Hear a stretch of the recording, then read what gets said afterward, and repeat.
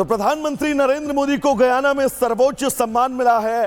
3 देशों की यात्रा के बाद आज प्रधानमंत्री नरेंद्र मोदी स्वदेश वापस लौटने वाले हैं। बड़ी खबर इस बीच आपको बता दें, 3 देश जहां पर प्रधानमंत्री नरेंद्र मोदी की यात्रा और आज स्वदेश वापसी प्रधानमंत्री की। नाइजीरिया, ब्राजील, गुयाना की यात्रा पर प्रधानमंत्री नरेंद्र मोदी थे। 5 दिन बाद अब प्रधानमंत्री की स्वदेश वापसी होनी है। नाइजीरिया, ब्राजील और गुयाना की यात्रा पर प्रधानमंत्री नरेंद्र मोदी थे। 5 दिन बाद प्रधानमंत्री की स्वदेश वापसी होगी। तो चलिए इस बीच एक और अहम जानकारी, पीएम मोदी को डोमिनिका का सर्वोच्च सम्मान दिया गया है। गुयाना की यात्रा के दौरान यह सम्मान प्रधानमंत्री को मिला है। पीएम को डोमिनिका अवार्ड ऑफ ऑनर से सम्मानित किया गया है। दरअसल 19वां अंतर्राष्ट्रीय यह सम्मान है। इससे पहले नाइजीरिया का सर्वोच्च सम्मान प्रधानमंत्री को मिला। Grand commander of the order niger भी प्रधानमंत्री नरेंद्र मोदी को मिला। यानी कि इन 3 दिवसीय यात्रा में हासिल क्या हुआ, तमाम उन बातों के बीच प्रधानमंत्री नरेंद्र मोदी का इन देशों में सर्वोच्च सम्मान से सम्मानित किया जाना अपने आप में मजबूत दस्तक देता हुआ वैश्विक पटल पर प्रधानमंत्री के सम्मान की ये तस्वीरें भी हम आपको दिखा रहे हैं। प्रधानमंत्री नरेंद्र मोदी की आज स्वदेश वापसी होगी, लेकिन स्वदेश वापसी से पहले प्रधानमंत्री का इन देशों में किस तरह से सम्मान किया गया वो तस्वीर हम आपको दिखा दें। पीएम को 19वां अंतर्राष्ट्रीय सम्मान मिला है। इससे पहले नाइजीरिया का सर्वोच्च सम्मान, जिसे grand commander of the order niger कहते हैं, इस सम्मान से भी प्रधानमंत्री नरेंद्र मोदी को नवाजा गया है। तो ये बड़ी तस्वीर और बड़ी खबर इस बीच हम आपको बता दें, प्रधानमंत्री नरेंद्र मोदी 3 दिवसीय यात्रा पर थे। आज वतन वापसी होने वाली है, लेकिन इस 3 देशों की यात्रा के दौरान प्रधानमंत्री नरेंद्र मोदी को गुयाना में सर्वोच्च सम्मान, जिसे Dominica award of the honour कहते हैं, उस सम्मान से सम्मानित किया गया है।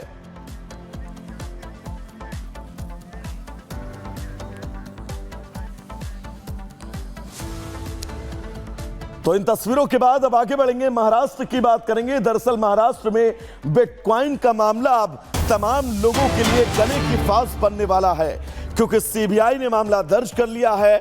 अमित भारद्वाज और अजय भारद्वाज के खिलाफ यह मामला दर्ज किया गया है। गौरव मेहता को भी समन जारी किया गया है। पूछताछ के लिए गौरव मेहता को बुलाया गया है। इस पूरे स्कैम में सीबीआई ने क्रिमिनल केस दर्ज किया है, लेकिन आपको यह भी जानकारी दे दें कि गौरव मेहता की तरफ से अभी तक कोई भी जवाब नहीं आया है। लगातार अब मुश्किलें इस बिटकॉइन मामले में बढ़ती हुई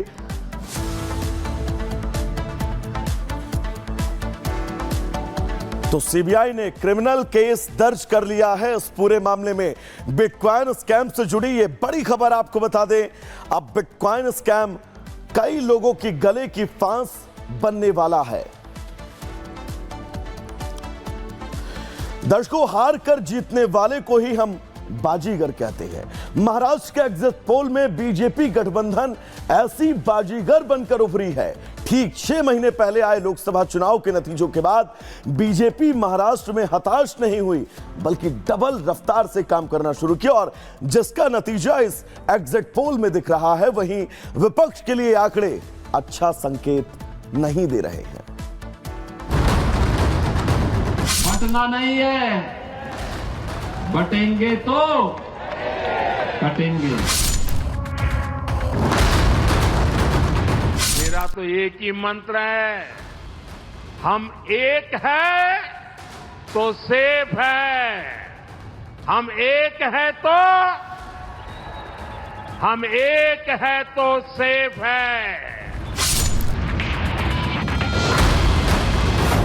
महाराष्ट्र में ना कटा और ना बटा हिंदू, हिंदू रहे एक, महायुति अब सेफ। वोट जिहाद पर भारी पड़ा, वोट धर्म युद्ध।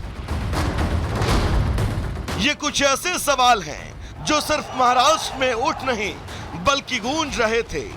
जिन रैलियों में ये नारे लगाए गए, क्या जनता ने उन नारों को खुद से जोड़ा? खैर, इसका जवाब पाने के लिए ज्यादा इंतजार नहीं करना पड़ा। महाराष्ट्र की सभी विधानसभा सीटों पर वोटिंग खत्म होने के बाद जब बात एग्जिट पोल पर आकर रुकी तो सवालों के जवाब सामने आने लगे। महाराष्ट्र के 10 में से 6 एग्जिट पोल में बीजेपी गठबंधन की सरकार बिल्कुल स्पष्ट बनती हुई दिखाई दी। एग्जिट पोल के आंकड़े इस ओर इशारा कर रहे हैं कि महाराष्ट्र में महायुति ने अपनी वापसी तय कर ली। महागाड़ी का सरकार बनाने का सपना यहां टूटता हुआ नजर आया। मैं सबसे पहले महाराष्ट्र के सभी मतदाताओं को, वरिष्ठ नागरिकों से लेकर फर्स्ट टाइम मतदाताओं को बहुत बहुत धन्यवाद देना चाहता हूं कि उन्होंने उनका कर्तव्य का पालन किया। मुझे यकीन है कि इस इलेक्शन में महायुति सरकार को और एक बार वे सत्ता में आएगी, एक हैट्रिक मिलने जा रही है। महायुति सरकार के सभी राजनीतिक दलों ने साथ में मिलकर आपस में समन्वय बढ़ाकर जो फेक नैरेटिव महाविकास आघाड़ी के लोग चला रहे थे, उस फेक नैरेटिव को उन्होंने बस्ट किया। एग्जिट पोल आया है, उसमें 3 जो है लोग बोल रहे हैं कि महायुति की सरकार आ रही है, और मुझे भी पूरा विश्वास है महायुति की सरकार आएगी। 100% महायुति की गवर्नमेंट बनेगी। उधर एग्जिट पोल के आंकड़े आते ही महाराष्ट्र में सियासी हलचल तेज हो गई। इस एग्जिट पोल के दौरान ही प्रदेश के deputy CM Devendra Fadnavis RSS मुख्यालय पहुंच गए।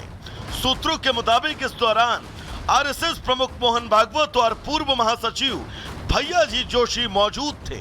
सूत्रों ने बताया कि फडणवीस संघ मुख्यालय में करीब 15 से 20 मिनट मौजूद रहे। एग्जिट पोल के आंकड़े जहां बीजेपी के कॉन्फिडेंस को हाई कर रहे हैं, तो वहीं अघाड़ी सरकार को अब भी लगता है कि जीत उसकी होगी। मुझे ऐसा लगता है कि जब जब वोटिंग परसेंटेज बढ़ता है तो बीजेपी को ही उसका फायदा होता है। तो मैं ऐसा मानता हूं कि निश्चित रूप से ये जो बढ़ा हुआ वोटिंग परसेंटेज है, ये बीजेपी और हमारे अलायंस के लिए, महायुति के लिए ये फायदा हमको देगा और इसका फायदा हमको होगा।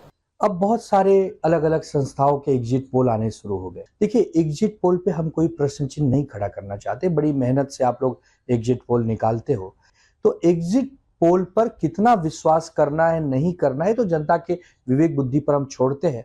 लेकिन महाराष्ट्र में एक बात तय हो चुका है कि महाविकास आघाड़ी की पूर्ण बहुमत की सरकार आ रही है। लोकसभा चुनावों के नतीजों के बाद विपक्ष और सत्ता पक्ष में खरगोश और कछुए वाली रेस चल रही है। विपक्ष लोकसभा के नतीजों को लेकर आश्वस्त था कि उसकी जीत होनी है, लेकिन एग्जिट पोल बता रहे हैं कि कहीं ना कहीं फिनिशिंग लाइन पर आकर वो पिछड़ गया है।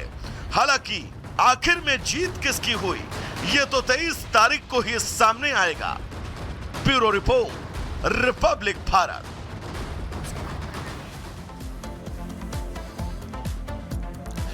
तो दर्शकों, एग्जिट पोल के नतीजे इस तरफ इशारा साफ कर रहे हैं कि महायुति की सरकार एक बार फिर से महाराष्ट्र में बनने वाली है। लेकिन महाराष्ट्र को अगर हम रीजन में बांटे तो 6 रीजन में महाराष्ट्र को बांटते हैं। सबसे पहले बात अगर विदर्भ की करेंगे तो यहां पर महायुति को 25 से 33 सीटें मिलने का अनुमान है। एमवीए को 27 से 35 सीटें, जबकि अन्य के खाते में 2 सीटें। वेस्टर्न महाराष्ट्र की अगर बात करें तो महायुति के खाते में 29 से 37 सीटें जाती हुई दिखाई दे रही हैं।